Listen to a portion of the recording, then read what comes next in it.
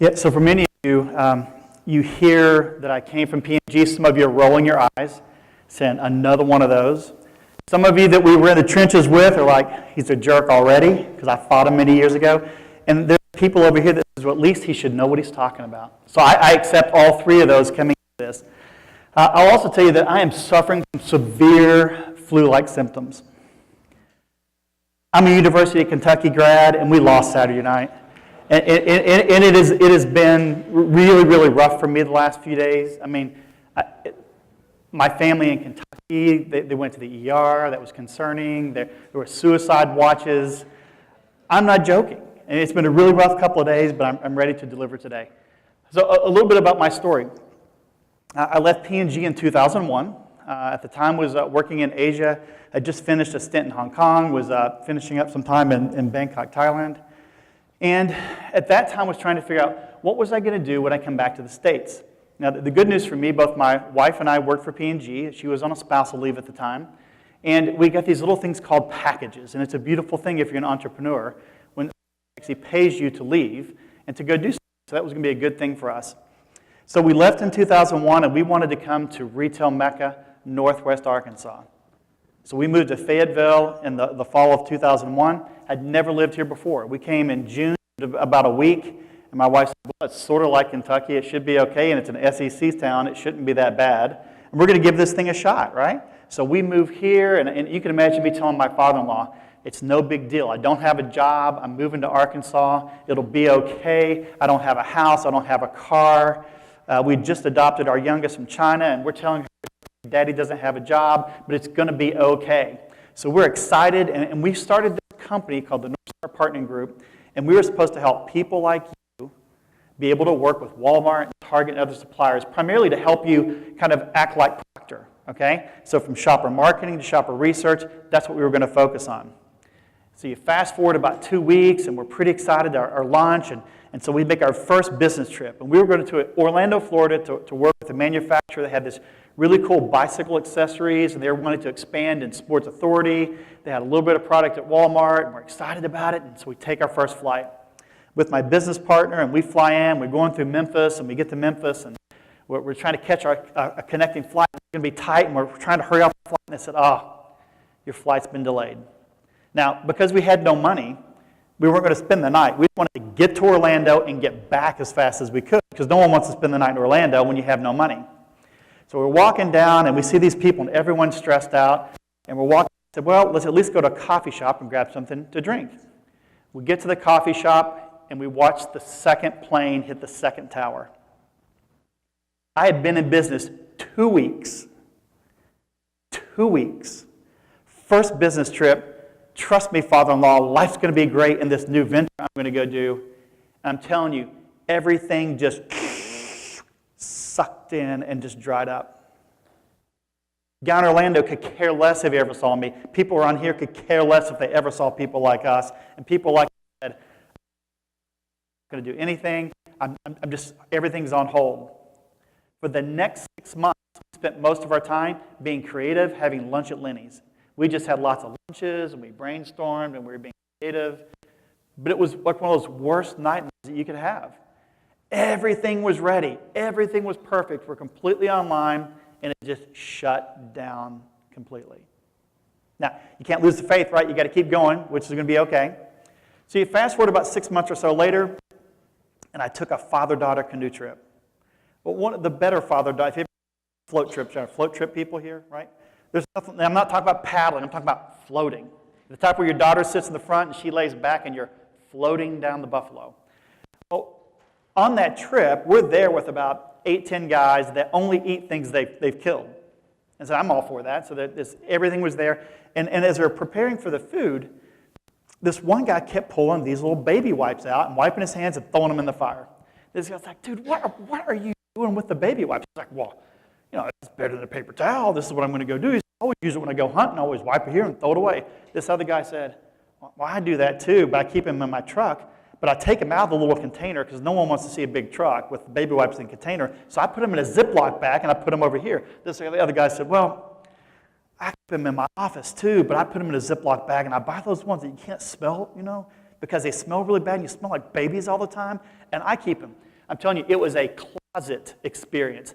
All these guys, all these bubbas, all these manly men, every one of them used baby wipes, but didn't want to tell a soul that they used them. So in that conversation, you know, I'm kind of a researcher, and we had a shopper marketing firm, and I'm quizzing them. I said, well, what's the pros and cons here? I said, well, the problem is, you know, they're really small. My fingers go through them all the time. And my hands are so big, it doesn't really work. And if you use them hunting, they smell too bad. You know, the deer smell that, and that's not really good. What we really need is a man wipe. And I thought, oh my goodness, man wipes. We can do this. So I just keep quizzing these guys, and I'm just milking them for all they're worth, right? So I come back, I tell my wife, hon, we're going to create man wipes. And she's like, oh, that's just like the dumbest thing I've ever heard. And I'm talking to my business partners, man wipes will be awesome. It'll be the first time that we can take a product to Walmart. It's going to sell. I guarantee it's going to sell. And you know what? Boom. There you go. Not only did we create the man wipes, Mossy Oak said, great idea. It's called the Outdoor Towels by Mossy Oak, right? So I lay this out to you to tell you, I go on a canoeing trip. Within 3 months, we made it through the entire process required to get in, manufacturing things set up. 6 months, we were on shelf. We are living the dream. You know, you go and you take a picture of the product, and you send it to all your friends. This is crazy. This is 2002. This is pre a lot of things, right? What's 2002 pre? Social media, right? I mean, so you think I'm on Twitter? Mm-mm. Am I Snapchatting stuff? Is Facebook? Remember, in 2005-ish, I think, I actually applied for my company to be on Facebook because I wasn't a .edu. I mean, I remember the days, right? But this was amazing to be able to launch this puppy. So we used all of our skills to go do this. The design aspect of it, again, drove down and met with the Mossy Oak guys to go make this thing happen. Met with my, nice production guys to go do it. We created this really big wipes you couldn't push your fingers through. Everything was perfect. We launched this thing, and guess what? We got in. It shipped. It was fantastic. So I'm going to pause the story there to tell you, getting in was the easy part. No matter how hard you think getting in, staying in is the hard part. Getting in is easy. He said, Rick, you don't understand. Getting in was so hard. Yeah, you think that's hard? Staying in is really, really hard. So pause that for a second. Here's my story. Now, we're going to jump into the talk. Now, they gave me this really big word, democratization of innovation. That's what we're going to talk about today. And I thought I'd pop up a definition because I had to look it up. I understood conceptually.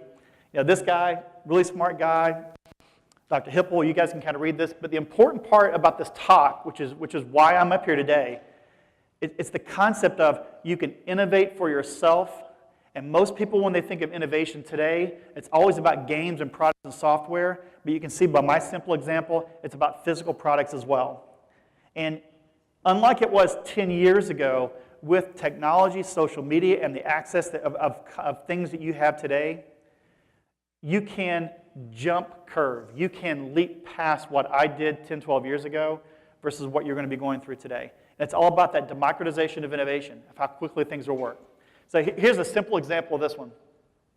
Who can tell me what this is? Who said this? Or Minecraft. Okay, so have you played Minecraft? Come on.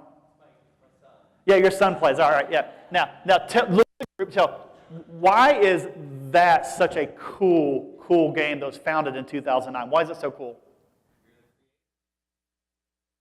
So, do you know the guys that created it? His nickname is Notch, okay? This guy says, I'm tired of all these Xbox games and PlayStation games and PC games where they basically hold you here. He said, I'm going to create my own game. And if you remember, when he was going through it, he would iterate every single day and push out new code. It was the rage. My son also loved Minecraft. All right, 2009, all the code was simply thrown out there, and as a young person coming in to play the game was different for every individual as they're playing it, and loved the concept. Now, he sold to Microsoft last year for $2.5 billion.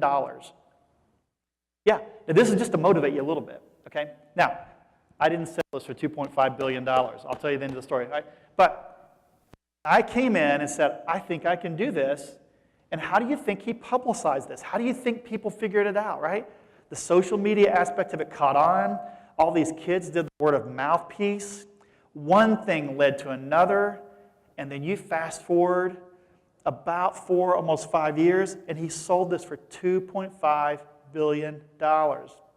For Microsoft or other gamers to do that, they would have had 200 people working on it for 2 years.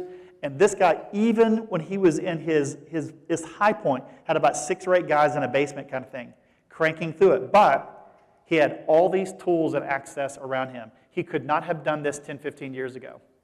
Okay? Because it would have been like 4 guys knew about it, and 4 guys would have continued to know about it. Dramatically different today. So that's the first piece. You can innovate, and you have tremendous tools. We're going to follow the good doctor. We're going to continue to look at definitions here.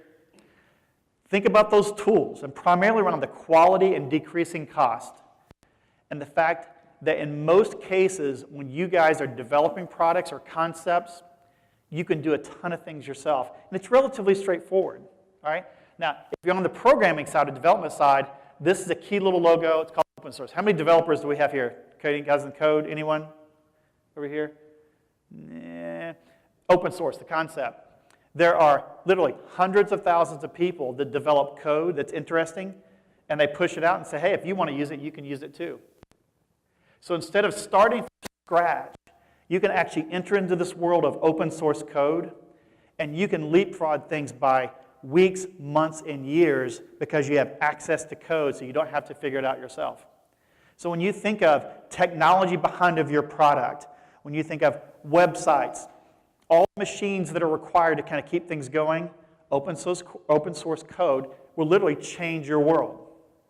Following on that same trend, another key topic here. You no longer have to rely on manufacturers to do everything. In my world, back when we launched this, I was completely held hostage. I had to go to the one of 4 or 5 key manufacturers that may be wipes in the United States, happened to be one of them here in Northwest Arkansas. There were half a dozen label people, the containers. I mean, literally everything associated with it was pretty much you had to go do this. If I was launching this product today, my options would be tremendous. The amount of things I could do on my own would be amazing today. So because of that, and because of that concept, you have to continue to tell yourself, what can I do a year from now, 2 years from now, 5 years from now? And Mike mentioned this. So this is an example of a product. So those items are laying there. That infers, what do you think those were made with? 3D printer, right? So it's not too far-fetched to say that a year from now, 2 years from now, 3 years from now, you're going to walk in with a prototype that didn't look like, which is what I did. I printed it out. I cut it out. I faked the sheets. I took the hairdryer and shrinked some saran. I mean, I made it look like this is legit. But I mean, in today's world, you'll be able to take your concept, get some basic CAD drawings, Mike just said go to Sam's Club, buy a 3D printer, and you're going to walk in with a state-of-the-art prototype. Now, forget about 5, 10 years from now when you can actually produce things on your own. All right? Now, I'm not saying you're going to produce pencils and produce pencils, right? But there are going to be items that you can sell at a great margin that you're going to be able to produce yourself. I'm telling you, that is unheard of 5, 10 years ago. And you guys are in a very, very unique position today where the guy says, well, I could do that for you, but I need like 40, 50 grand up front to do, this up front, blah, blah, blah. I'm like, what? Why do you need information? Why all that money up front? Well, I have to do the die cast, and I got to do this. And I'm like, what? Well, to do a concept test, I'll need like 10 grand or 5 grand or 3 grand. You're like, no, I'm going to go to Sam's Club, buy that, hire a design guy to go create something, a couple $100 later, I have a prototype. You could not have done that 5 years ago. It'd be unrealistic to make it happen. So you're in a very unique position. So the democratization of innovation, you can have an idea, and you can innovate, and you can get it to market. It's crazy how quickly that happens. Let's follow on a little bit. This next one is near and dear to my heart. Lead dogs, people that are solving for a problem. I mean, you could name 10 of them on one hand, right? Those early adopters are the ones that are driving change, which are people in this room, and the big brick and mortar guys and other guys follow. Couple of examples for you. And this one's way overused, but we're going to use this example. What did Mr. Ford say about cars? Did he ask people what they wanted about cars? He said, no, if I asked them what would they want? Faster horses, right? Who do you think invented mountain bikes? Anyone know who invented the mountain bike? 1978. Do you think it was Schwinn? Do you think it was Cannondale? It's some dudes out at Telluride that were sick and tired of manufacturing and putting pieces together of mountain bikes, and their swim bikes were falling apart. This guy by the name of Joe Breezer said, dude, we totally can do this. He pulls out his torch and he puts stuff together. And then once it caught wind and things were kind of moving along, who do you think knocked him off? About 50 other manufacturers that said, wow, there's this thing called mountain biking that makes a ton of sense. That's another thing that all of you guys are going to face. You're going to have this idea and you say, wow, I can do this. I can carve this out and I can go change the world like this. What did I say? Easy to get in, hard to stay in. Because then everyone says, wow, that's a really good idea and I'll tweak it a little bit. I know he trademarked that, but I can make this happen. You can't really keep me from ever making a mountain bike, right? Surely I can make a mountain bike, not just you can make me. So all that's going to come to play. The beautiful thing is, you guys are going to have great ideas. You have the technology around you to make that happen. And you can create a completely different category or a concept, and you can drive it and own it, especially, okay, if you're developing something that's a need or something that's unique for you that can solve a problem. So that's kind of fast forwarding into this thing, right? What was the problem? Guys needed wipes that didn't smell. Guys needed wipes their fingers wouldn't go through. Guys needed wipes, that they weren't embarrassed about. You create a need, you kind of put it in, and I'm going to pick up the story. So what do you think happened to me? It was fantastic. I remember talking to the buyer. He said, man, this was an amazing item. I've got this stuff in my car, my truck, my boat. It's amazing. Top 20 new items. You guys are number 5. I can only keep number 3.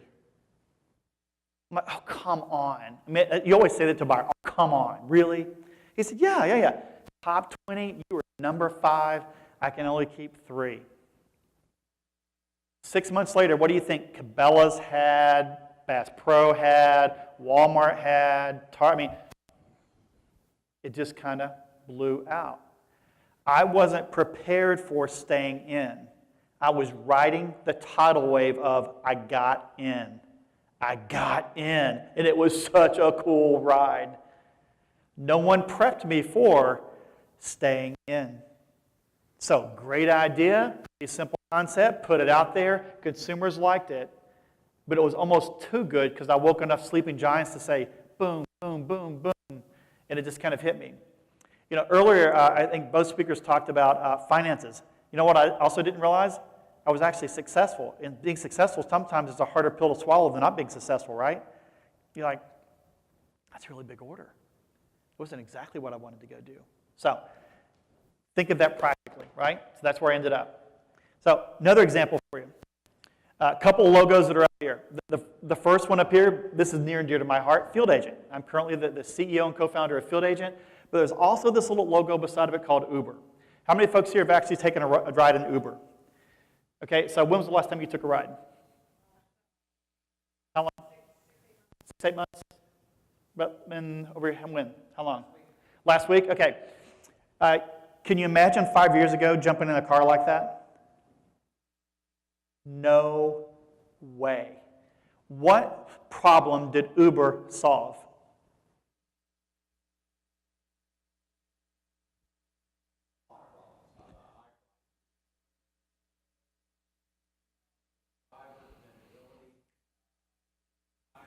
You could go through all those things, and someone says, wait a minute, you've got a clean car, and you could go do this. I could crowdsource this whole concept, make it less expensive, completely change this, basically, this closed system of taxi cab drivers, And I can have this in locations that you could never warrant a taxi cab, scenario because it's not big enough for that. So they completely changed an industry, right? Completely changed the industry.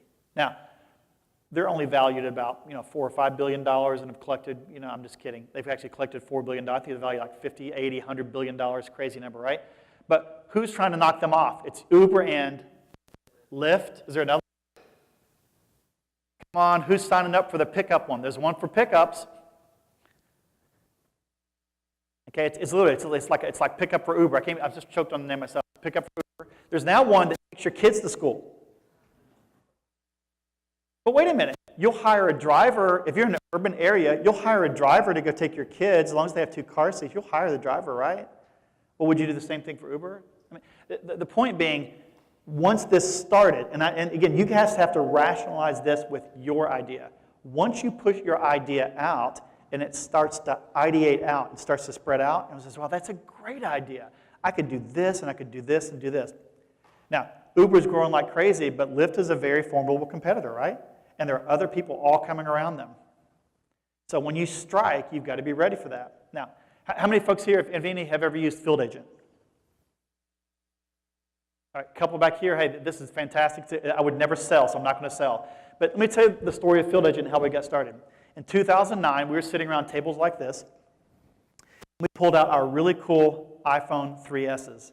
It was the rage. I'm telling you, an absolute rage, right? Pulled off the iPhone 3S and pulled that thing out. So, you know, there's got to be someone that's using an iPhone to go capture data inside of stores and to do research, because we were having a really hard time, and it's very expensive to get people to go in stores and to shop categories. And we had to ship people out. We were sending moderators all over the United States. So someone's got to be doing that, and they weren't. We waited a month later, did the exact same thing, Googled on a really cool iPhone 3S. No one was actually using the phone to collect data. At that time, the rage was get downloads, get eyes on your app, and get them to select ads. Everyone was pushing. We wanted to pull. So when we launched in April of 2010, 1 month ahead of Uber, I would throw that out there, 1 month ahead of Uber, we created a crowdsourced machine, right? And we created the app that in iTunes was the very first app that paid cash for a transaction. Okay? No, we didn't pay points. You'll never be a mayor or have a badge. You'll never be sergeant or field agent. We're also the very first app that used geolocation to capture data, to know where you are, and to qualify and QC data on the back end. And so we came along and changed the way the world collects business information. So you no longer need to send people out to go collect data. We have hundreds of thousands of shoppers that collect information and bring it back in by the use of a simple iPhone. So think of these 2 scenarios in your business startup. Solve a problem, which everyone had. In our case, people had an issue with getting access to locations and data. You know, Uber solved a problem, right, of cleanliness and access in certain locations. And in both cases, out of the woodwork came all the knockoffs and people going after you. It goes back to that concept I was telling you about. Easy to get in. We created the space. We were first in the space. We got all the write-ups. Wall Street interviewed us. Life was great. 5 years later, we got all these people kind of kicking along.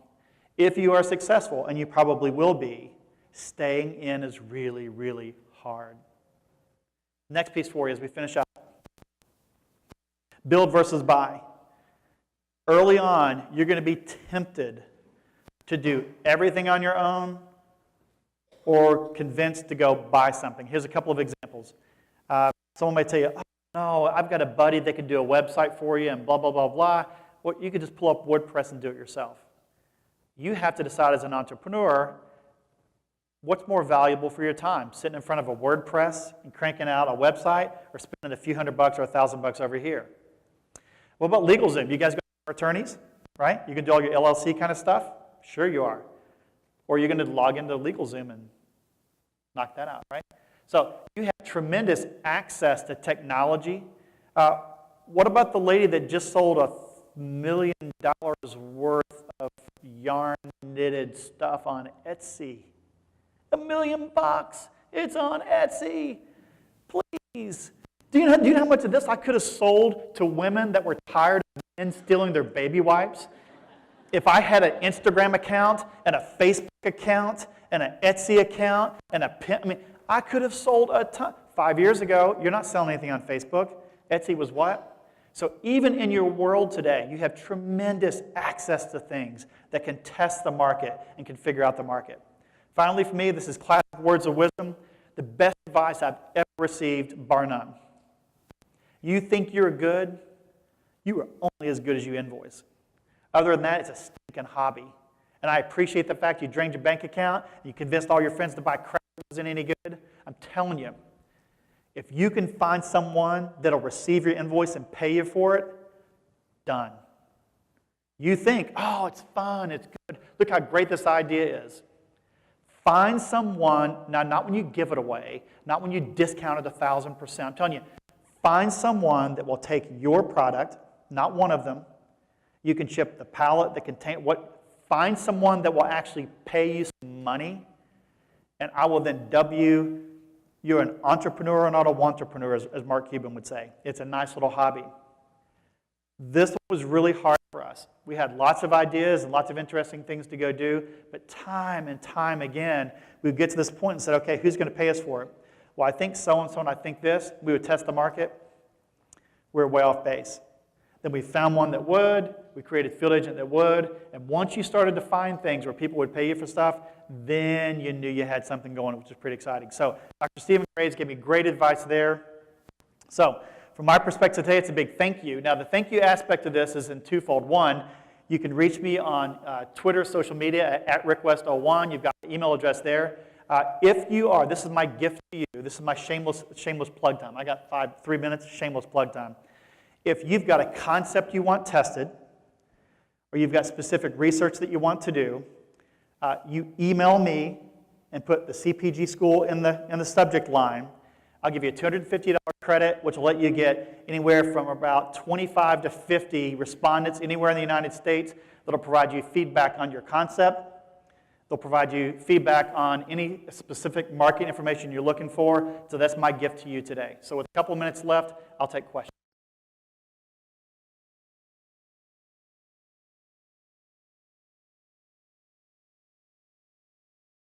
To stand for me, it was about the momentum, and I really didn't look the next step and the next step. So there are two key things in this particular issue. Number one, I didn't really check back with the buyer to find out kind of midstream where we were. Sales were working out pretty well. What I should have done is check back in midstream and say, okay, where are we? How is this thing playing out? And I think I could have tweaked some things to actually help my volume kind of where it would be. The second thing was, and this was a sophomore mistake for us, we were only relevant for about 3 retailers. We weren't broad enough. In hindsight, we probably would have had more of a breadth of pull versus just simply getting things into a store. And those are a couple of sophomore mistakes we made. The third one, I don't know if it was necessarily a mistake about staying in. We knew our numbers and we knew what we needed to go do, but we really didn't have the backing of the industry to get behind us that was really going to push this really hard. It became truly an item, and items are hard to stay in. If we had spent more time creating more of a category and talked more about it, and we were just kind of sophomores figuring that stuff out. Today it's more of a category. There's wipes when you do deer cleaning. There's all kinds of different, and it really was under that umbrella for us. First of all, there's no such thing as balance, okay? There's just not. I'm going to spend more time with my kids. Yeah, I've got 3 children, but then I just became off balance over here. I'm going to spend more time at work. I became off balance over here. I'm telling you, there are seasons for everything. And that's how I solve my issues today. When we first started out with Field Agent, I told my wife, my kids, all my family, there's a season, and it's going to be about 6-9 months, and Daddy's just kind of here. But I also knew that for my health, as well as for my personal relationships, I had to crack that season or I was going to burn out in a multitude of ways. You're going to find that as well. And I think having everyone on board prior to those conversations, people can come alongside you, but it's not years. So there has to be seasons that are laid out. The other aspect of it is I look at true burnout for us. It was also financial risk. And financial risk is really, really stressful. And if you don't have parents and in-laws and friends and cousins and family and kids all locked and loaded, when you get a little bit more stressful in the finances, it's not a healthy situation. And in my experience, I've seen more of my friends burn out because of financial decisions as opposed to burnout based on effort and work.